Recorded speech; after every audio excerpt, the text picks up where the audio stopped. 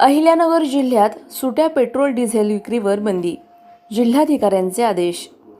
समाज माध्यमांवर पेट्रोल व डिझेलच्या तुटवड्याबाबत पसरत असलेल्या अफवांच्या पार्श्वभूमीवर कायदा व सुव्यवस्था अबाधित राखण्यासाठी व सार्वजनिक सुरक्षेच्या दृष्टिकोनातून अहिल्यानगरचे जिल्हाधिकारी डॉ. पंकज आशा यांनी महत्त्वपूर्ण आदेश जारी केले आहेत.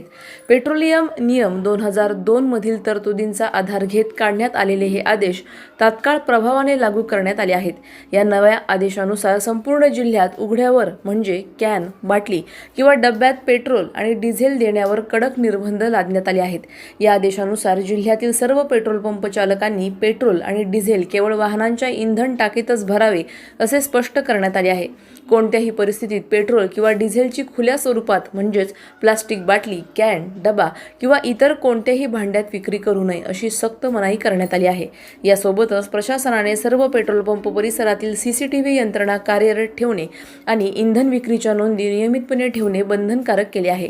या आदेशाचे काटेकोर पालन करण्याची संपूर्ण जबाबदारी संबंधित पेट्रोल पंप मालक आणि व्यवस्थापक यांची राहील.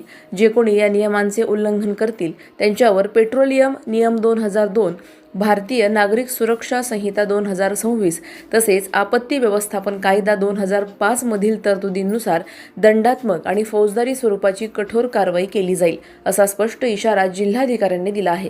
याशिवाय सर्व पेट्रोलियम कंपन्यांच्या व्यवस्थापकांना जिल्ह्यातील सर्व पेट्रोल पंपांवर इंधनाचा पुरेसा साठा राहील याची दक्षता घेण्याचे निर्देशही प्रशासनाकडून देण्यात आले आहेत.